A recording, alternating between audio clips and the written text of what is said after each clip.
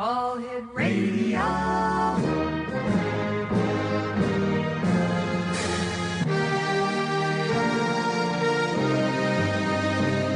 Welcome to the X Zone, a place where fact is fiction and fiction is reality.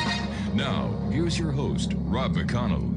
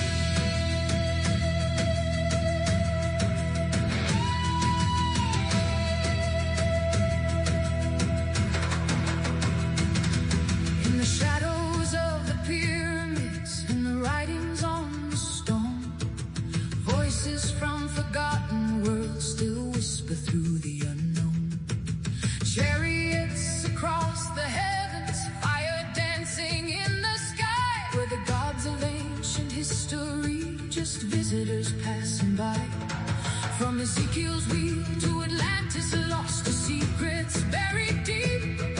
The truth has waited centuries for those who dare to seek. They walk among the stars, ancient voices calling, UFOs and angels rise as the walls keep falling. Mysteries revealed tonight for those who want to know beyond the veil of history. On the X Zone with Rob McConnell.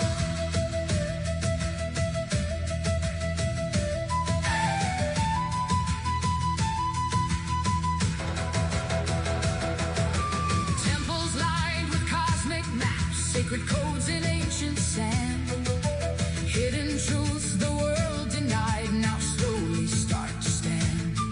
From Roswell to the Vatican, to legends carved in gold, every answer leads us deeper into stories never told.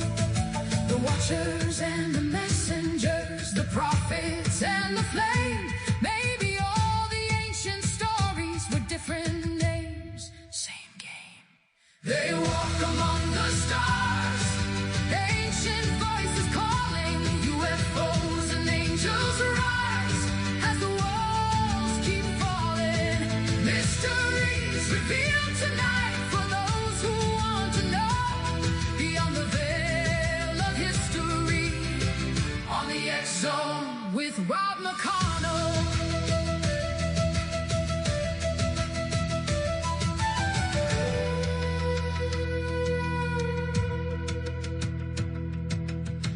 Late at night, the signal travels across the darkened skies, searching for the hidden truths the world still tries to hide. The past and future collide as one, the answers start to show when the seekers gather nightly inside the X Zone.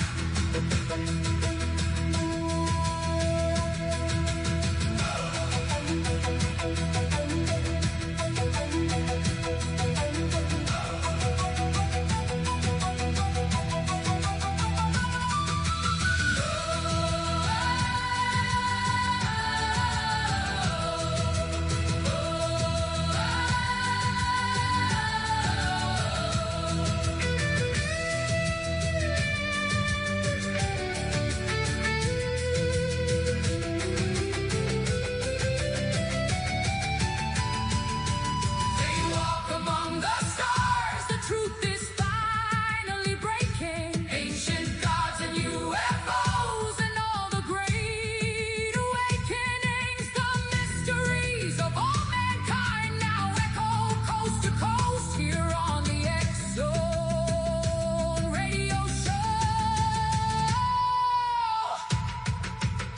with Rob McConnell, host.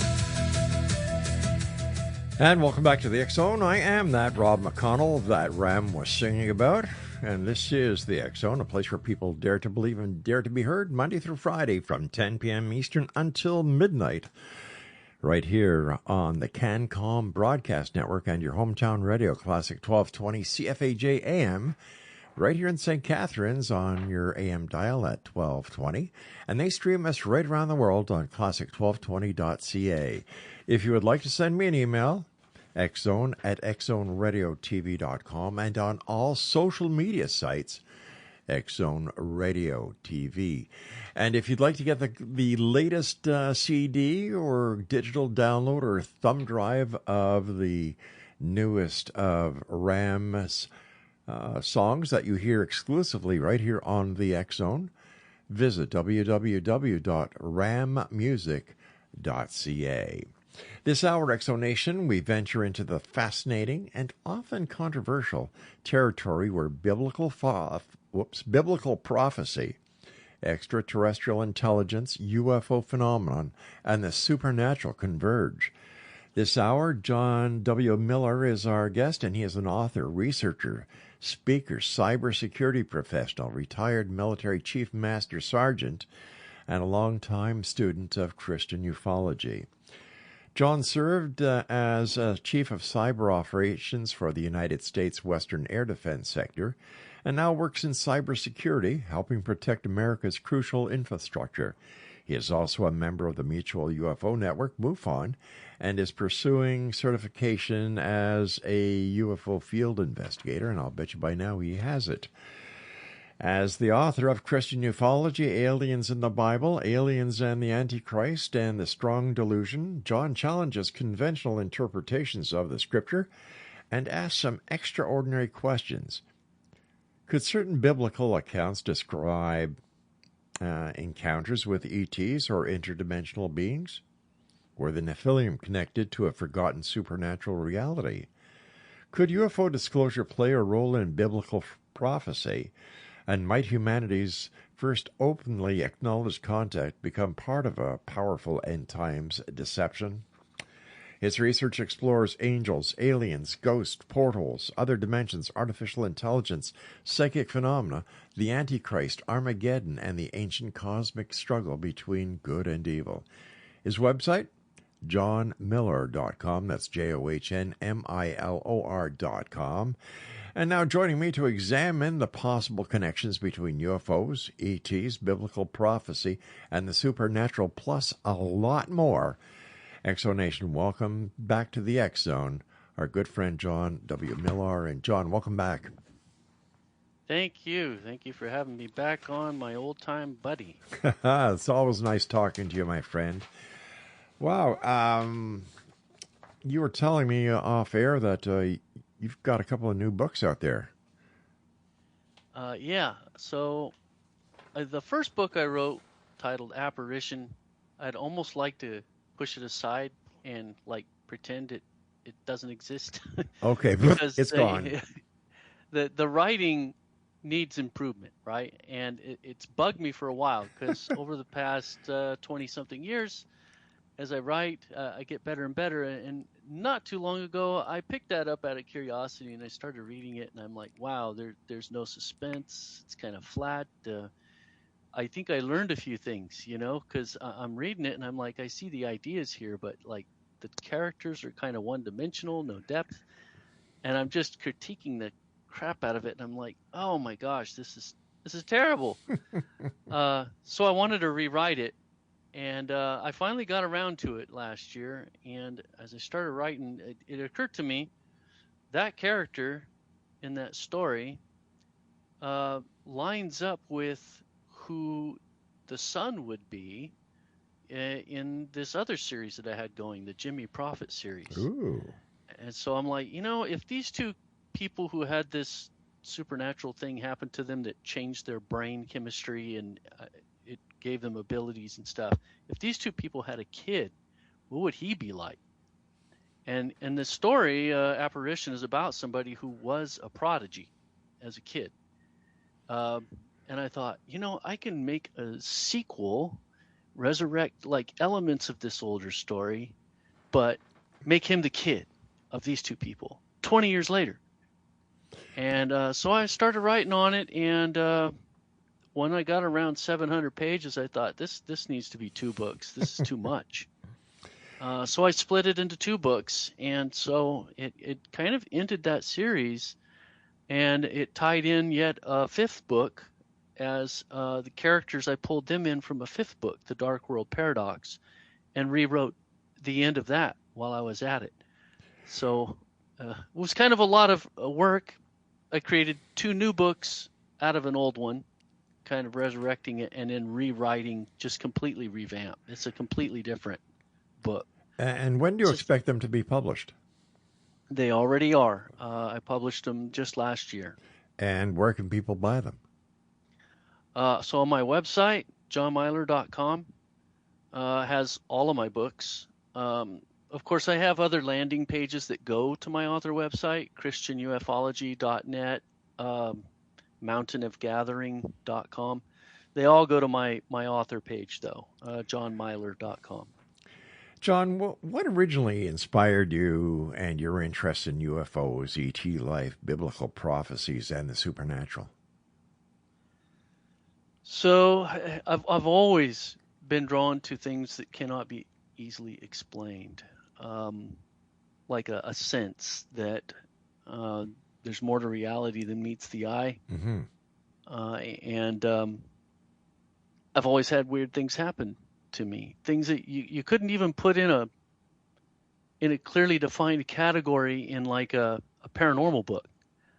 And because of these things, well, they're part of my nature, and it runs in my family.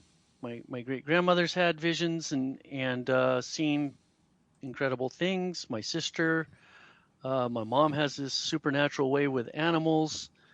Of course, my dad, he used to say, when you're dead, you're 6 feet under. But then one time he told me that he saw the ghost of his grandfather.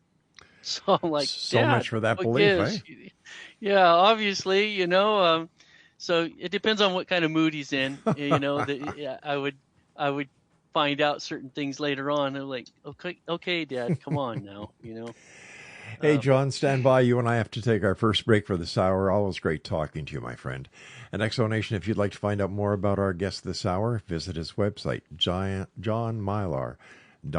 That's JOHNMILOR.com. This is the X Zone. I am Rob McConnell. We're coming to you from our broadcast center and studios in St. Catharines, Ontario, Canada, on the CanCom Broadcast Network and your hometown radio, Classic 1220 CFAJ AM, streaming us around the world on classic1220.ca.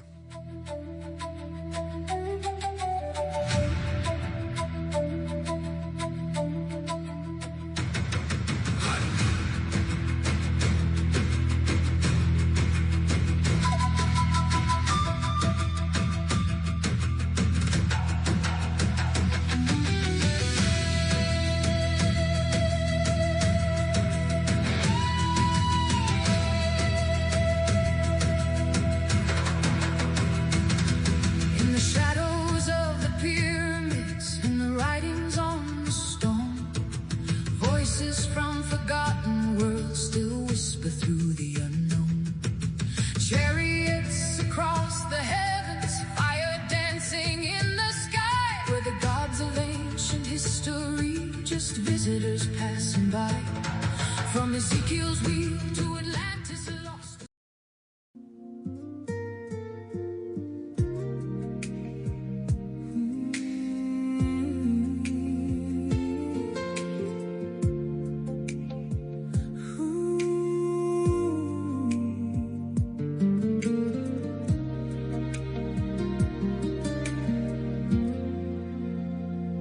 I close my eyes and drifted away beyond the shadows of the dying day. No fear, no pain, no tears to cry, just a peaceful silence in the sky. I felt myself rise above it all, heard a distant voice gently call, leave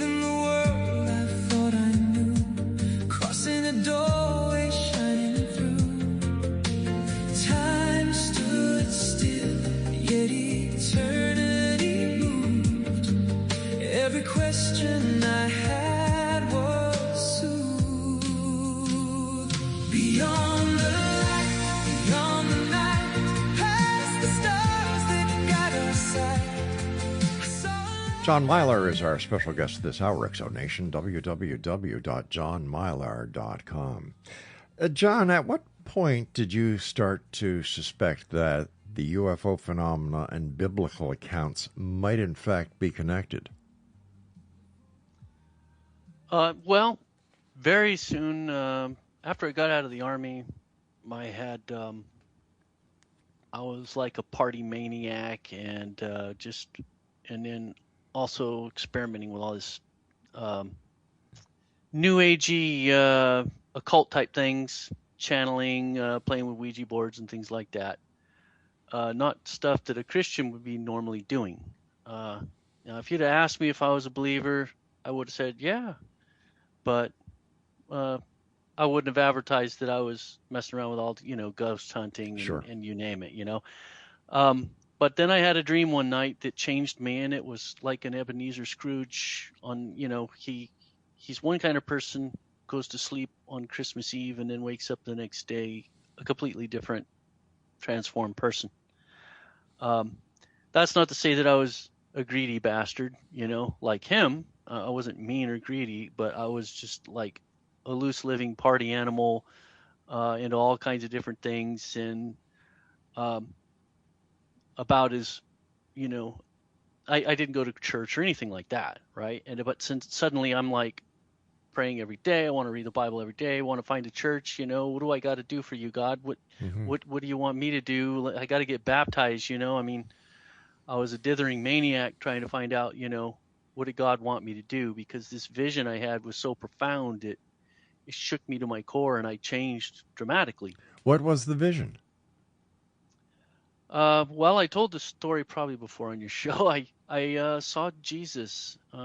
He came to me in a dream, but he was invisible. So in the dream, me and a friend, my buddy Ramy, who I had like a unique connection with. And I have a story with him too, if I could tell it later. Sure. But I was with him in this dream, and we were walking in this really rundown neighborhood, drinking and getting drunk, and we were looking for a place to buy some weed, and we ended up in a compound of some sort, where these really bad guys were standing around with guns and stuff, and we're like, how the hell did we get here? We got to get out of here. And we're looking for a way out. We don't find a way out. This place is fenced in and everything, and there's guards everywhere. And I'm like, we're going to die, man. We're just going to die. Suddenly a Black Hawk helicopter comes down and lands. Door opens, and we hear a voice that says, get in. We're not questioning it. We jump in a helicopter. I'm familiar with Black Hawks. I've been in many of them in the Army.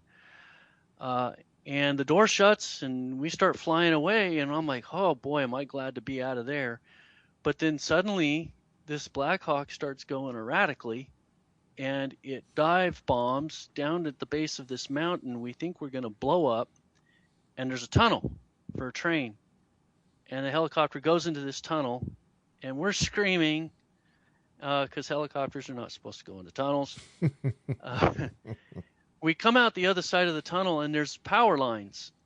And I had an experience in the Army where we were in convoy operations in Panama during the conflict, and we had to report to a scene and secure it where a helicopter went down because it got caught up in some power lines, and it chopped the people up when they jumped out to try to escape it, and it was bad.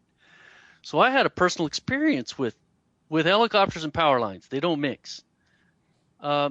This pilot, whoever he was, went under the power lines and then did a flip upside down and circled back around and went under them again. I guess to prove a point that the power lines were not a problem for him. We were screaming at the top of our lungs through the whole time, right? And then finally the helicopter levels off. This was all like at nighttime when all of this was happening, just like dusky, like just before dawn.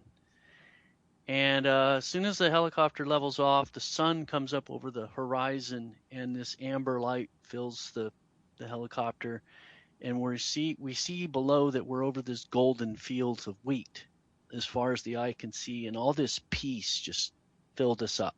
And we're like, oh, wow, this is amazing. And I'm like wondering, who is this crazy helicopter pilot, flying like that? And I lean forward and I look and I see an indentation in the seat, and I see the controls are moving around, but the pilot made himself invisible. I can't see him. And I remember I sat back and I looked at my buddy Ramey. I'm like, the pilot's invisible.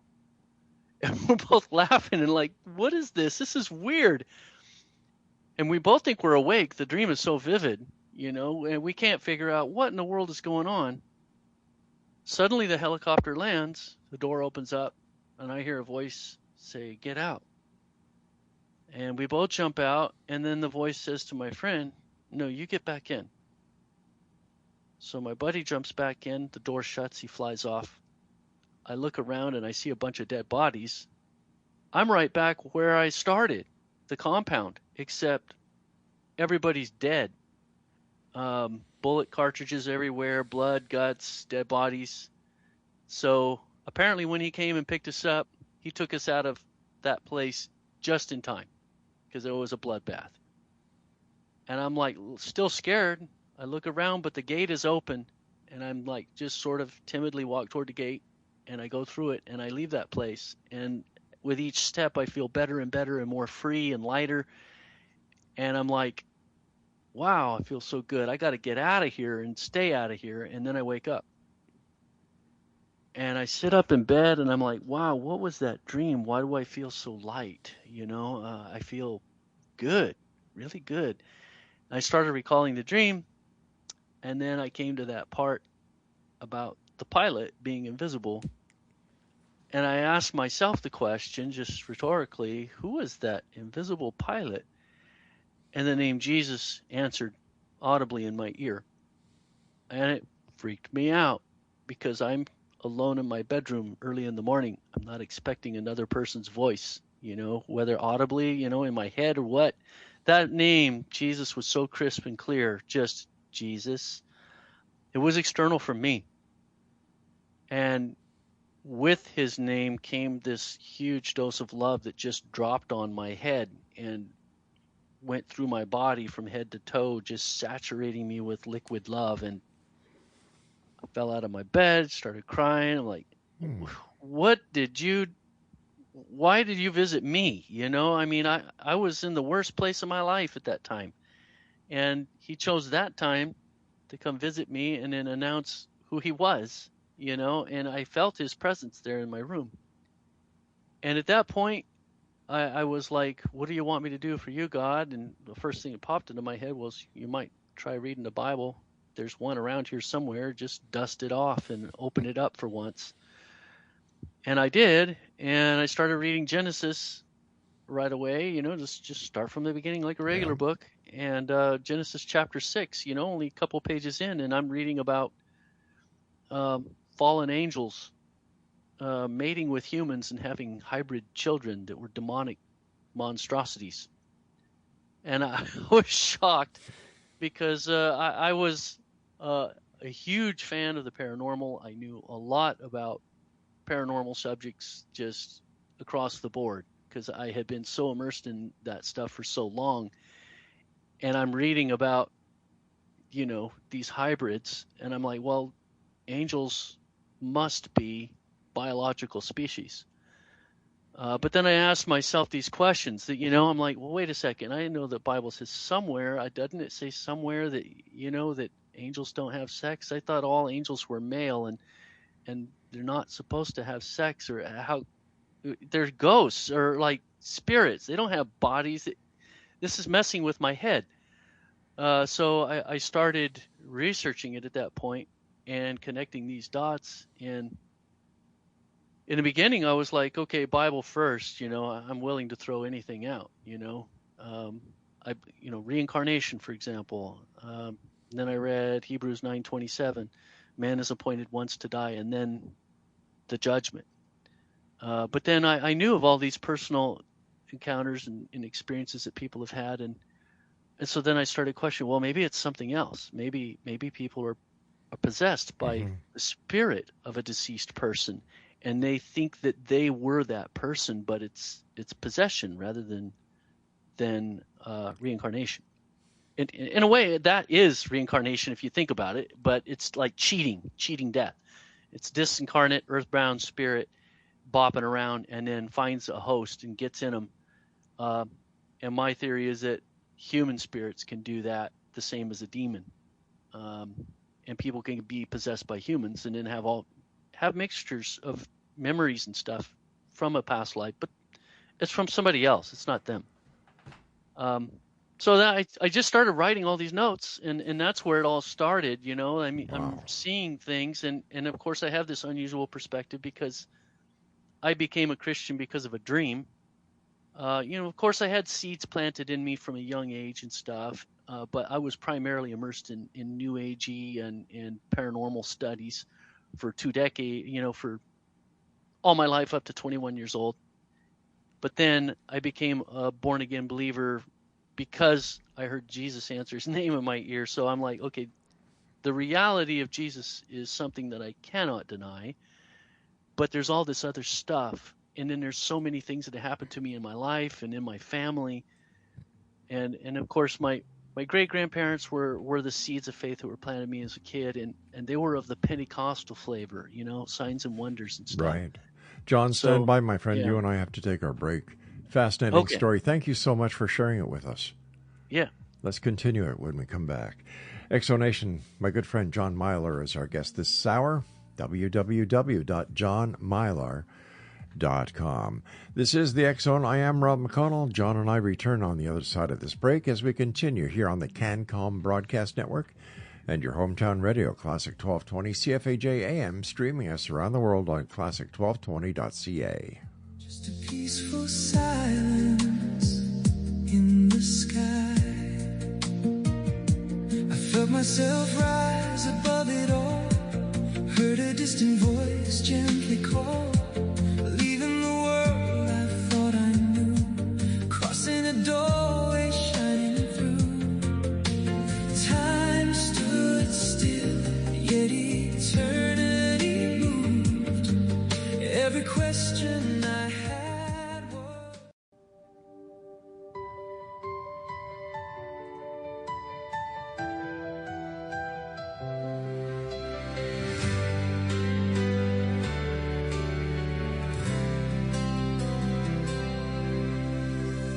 Out beyond the midnight sky, where the silver star trails run, there are lights that move in silence, far beyond the waking sun.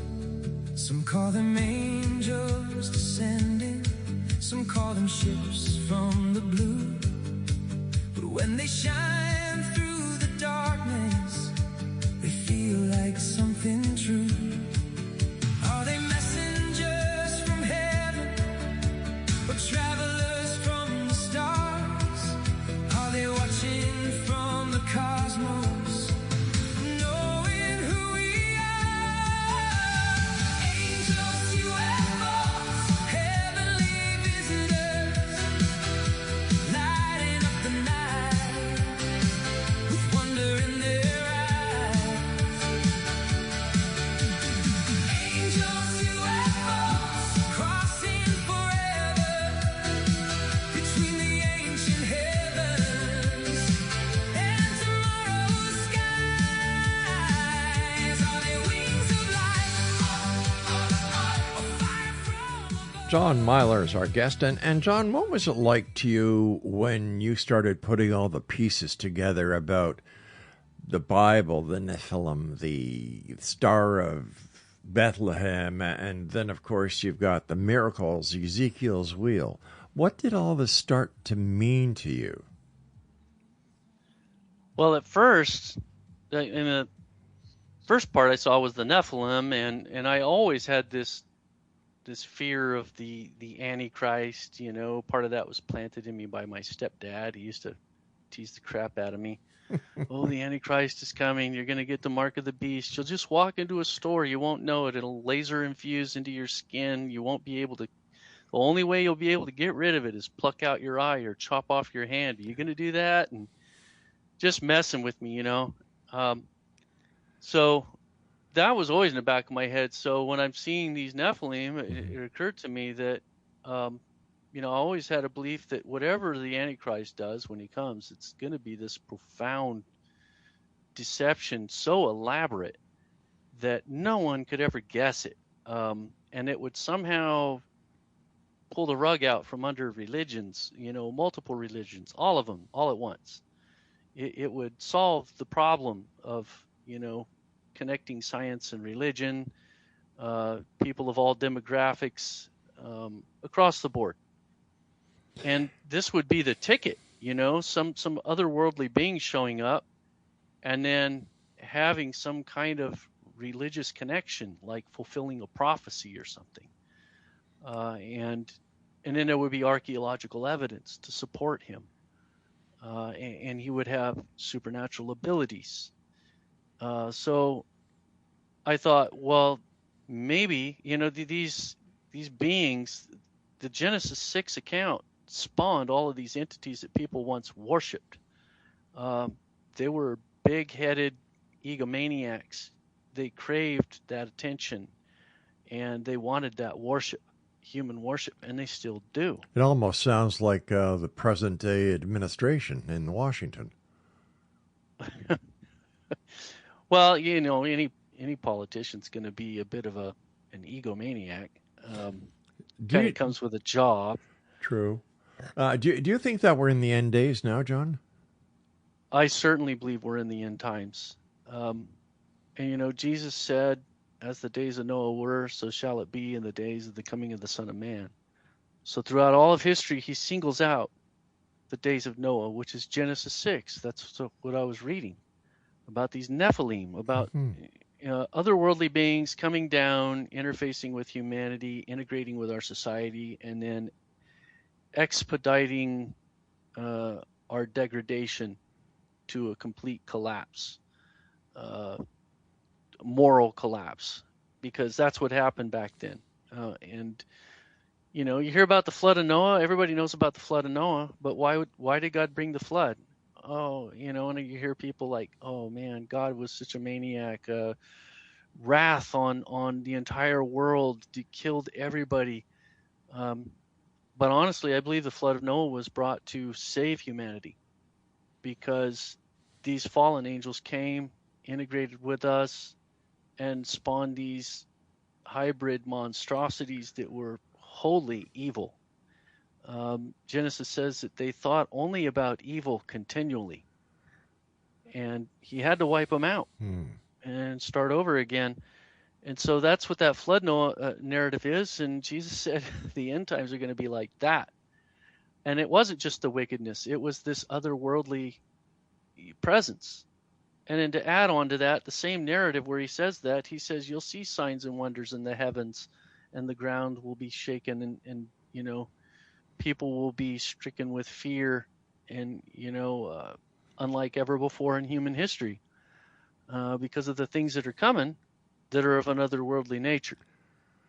Yeah, and you read more about it in Daniel too, about how the Antichrist, he will magnify himself to the heavens, and he will cast down some of the host of the heaven.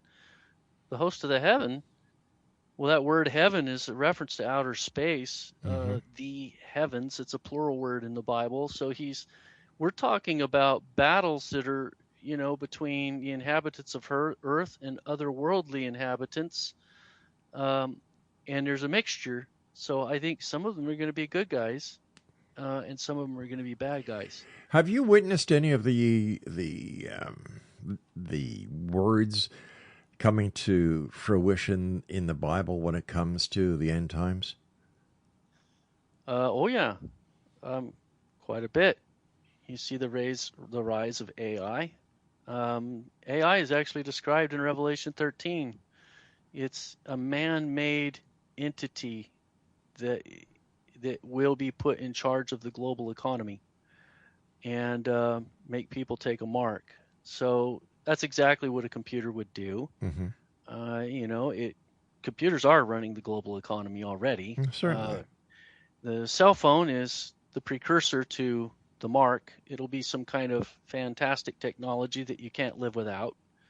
Probably transhumanistic in nature, integrating people's consciousness with the internet, and they're already doing experiments with that right now, as fantastical as it sounds. But AI is there, the Euphrates River is drying up, all of the stuff going on around the Middle East. The Middle East has always been a hotbed, and it's all over prophecy. It talks about how the Antichrist will be north of Israel, and there'll be like two Antichrists, actually. And one will be south of Israel, and the other will be north of Israel, and they'll be battling it out between each other, and one will overcome the other. And it's looking like Syria will be the seat of the Antichrist, or the land that occupies what used to be ancient Assyria, which could include Lebanon. But Isaiah refers to him as the Assyrian. So you see all of that. It's in prophecy, all the turmoil going on. And then, of course, the behavior of these terrorists is utterly satanic. And that's why their modus operandi is beheading, just exactly as it says in Revelation. Lots going on there. And it just goes on and on, that the mark of the beast, Right. the global economy, the digital currency, the government's getting so powerful that you don't even know, who's in charge anymore. I agree when you talk about the government getting way too powerful. I'm with you that 100%. But when we look at the technical advancements that are making life easier, that are bringing cures to the sick, who are, these technological advancements are helping feed millions, and the list goes on, John. How can we say that this is something that's bad? Technology itself is neutral. It's what you do with it. TV, it's what channel you put it on, right? You can use technology to do amazing things, and I'm a techie. I know. Yeah. I totally appreciate it. But at the same time, I can't help but think that things were better when kids didn't have cell phones. Oh, I agree with you 100% there. I agree with you. That's just an easy example. Yeah, and it's nice to see certain governments taking steps that are saying, hey, unless you're 18, you can't use it, certain platforms. I think that's the greatest things, and in my opinion, there's no place in any school anywhere where a kid should bring a cell phone into the school. Leave them at home, for God's sake. If you need to call home, there's something called a dime or a quarter, a telephone booth, public phone. You don't need it. And I think that when it comes to the use of cell phones by kids, there's an addiction problem. And I don't blame the people at Facebook. I don't blame the Meta people. I blame the parents who are unable to raise their children. Because if the father or the mother said, hey, what are you doing? Let me see. And if the child is doing something that is out of the ordinary,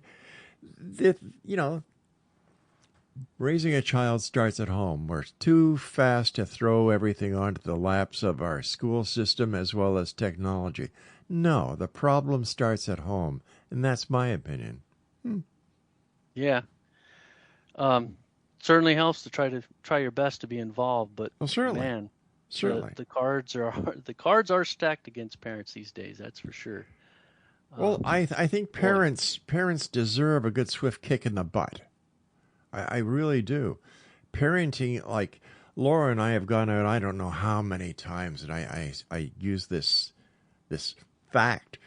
We go to a restaurant for supper. We do something called talking. We leave our cell phones in the car. So we talk, we communicate. And there'll be a mom and dad and 4 kids come into the restaurant, sit there. They don't say a word. They're all on their little iPhones. Oh, yeah. Yeah, that's kind of sad. People come into our home. We have a basket by the door. Guess what that's for? You come and visit us, you put your cell phone in there. Yeah. Yeah. So why can't parents take more responsibility for the way their kids are at? Their kids are are growing and how they're becoming so withdrawn from society. Yeah, they're disconnected Yeah. by being connected. I like that. Hey, It's John. really weird. Hey, John, stand by. We've got to take our final break for this hour. And Exo Nation, my guest this hour is my good friend John Milor, www.johnmilor.com. We'll be back on the other side as John and I wrap up this hour and this edition of the X Zone, a place where people dare to believe and dare to be heard Monday through Friday from 10 p.m. until midnight right here on the CanCom Broadcast Network and your hometown radio, Classic 1220 CFAJ AM, streaming us at classic1220.ca. And again, a great thank you to all the volunteers, off-duty police officers, firefighters, paramedics, members of first responders across Niagara's, John Q. Public, neighbors, friends, and people who came to help the people in Niagara when we were faced with these massive flooding conditions, over the last 2 weeks. So to each and every one of you, from the bottom of my heart, thank you for coming down, and God bless you all. We'll be back on the other side of this break. Don't go away. With wonder in their eyes. Angels, UFOs, crossing forever between the ancient heavens and tomorrow's sky.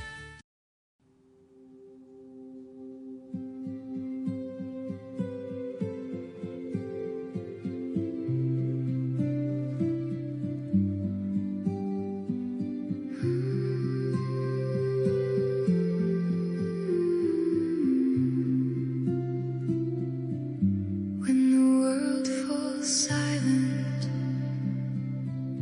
and the moon begins to rise, we drift into a mystery behind our sleeping eyes,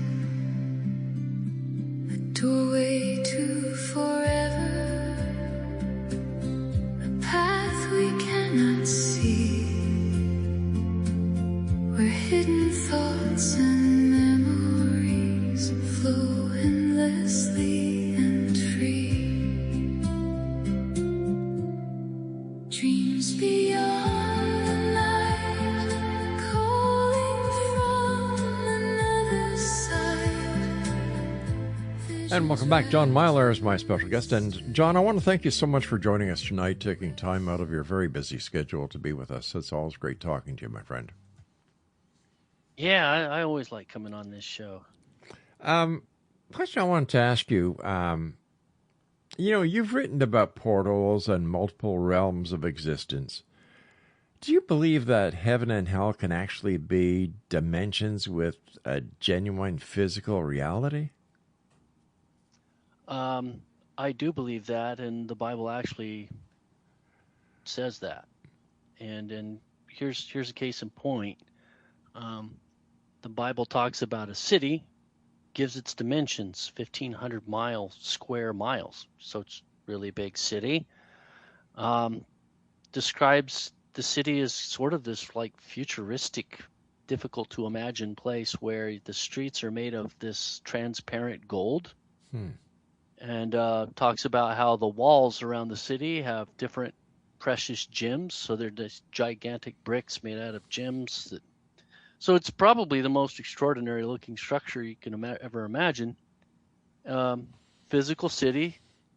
People that are physical here have been taken there and will be brought back here again. And this city, wherever it's at, will be transported to Earth in the future. So if it's a physical city, it's got a sky, it's got trees, it's got a river going down the middle of it, it's got animals and people, and it's going to be transported to Earth in the future, then it has to be a physical city. And yet, this is New Jerusalem, and it's heaven. It's where God's throne is. And it's associated with a physical direction, north. In 3 different scriptures, it refers to God's throne as being in the sides of the north. So I believe what we're talking about here is we live in a multidimensional reality. The word heaven in the Bible, it is a plural word. So every instance where you see heaven, just imagine it saying the heavens. And replace that with every scripture that you read about heaven, and you'll find some fascinating things. First of all, heaven is defined as outer space, which I call second heaven, in Genesis 1:14. And there's a term, the hosts of heaven, that's used 18 times in the Bible. It means life form in outer space is what it means, because heaven is the heavens, referring to the stars, the abode of the sun and the moon and the stars. The word for angel is synonymous for stars in multiple scriptures, like Job 38. So you can't get too much more on the nose than that. You got these beings that fly in angelic chariots, so they have vehicles that fly. They come from the heavens, which is outer space, with the stars. Christians seem to have a hard time thinking of ETs as, or being extraterrestrial, but they're more like thinking of them as demons. And I'm like, well, there might be some sort of demonic deception coming in the future. I believe there is, but also I think it's part of what's going to make the deception hard to understand and discern is because they're lumping everything into these ways of viewing reality that are not accurate. The entire cosmos, every planet, every star is multidimensional, and they are physical realities. They just vibrate at a different frequency. Just because you can't see them doesn't mean they aren't there.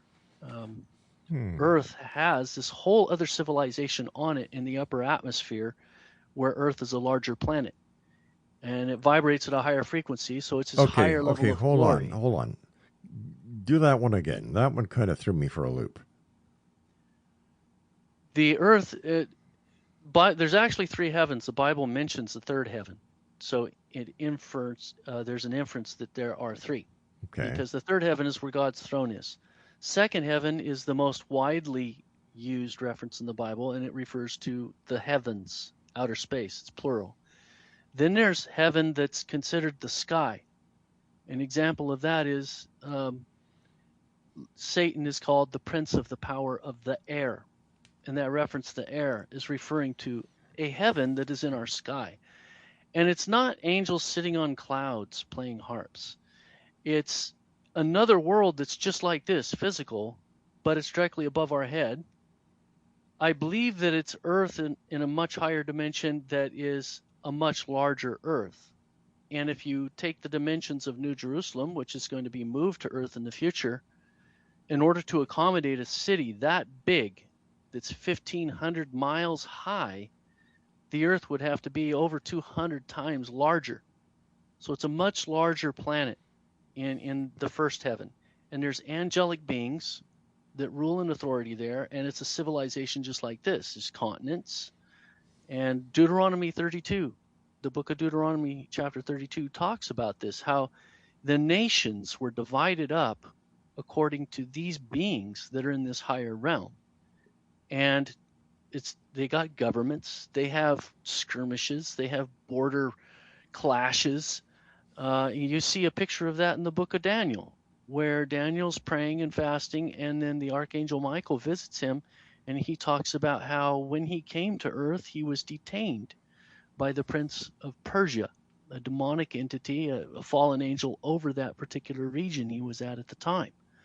And that's because he was coming from another planet, a glorified realm, and going down into the lower dimensions and traveling through space at the same time. And when he reached Earth, he had to penetrate that upper realm to get down here to our middle realm. And Earth is hell is in the heart of the Earth. It's a lower dimension. It's a smaller planet.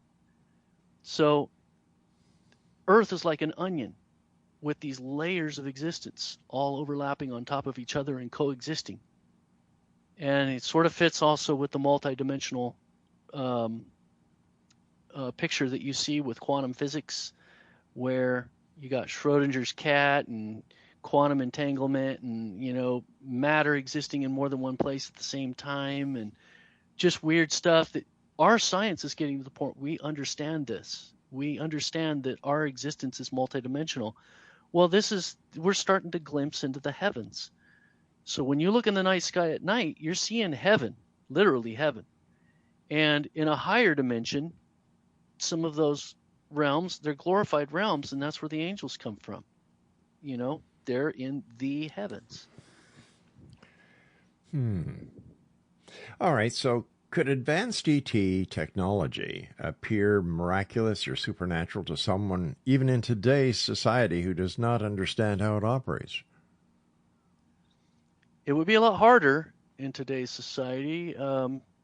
Word's out about these classified projects like Project Bluebeam that can apparently create anything. So you can't believe your eyes anymore, really. I mean, you could create an image of a person walking along the road from a satellite, and that person could suddenly vanish or have the appearance of anyone, or a vehicle or a ship in the sky or whatever, and it's a laser hologram, three-dimensional creation that can do whatever they want it to do.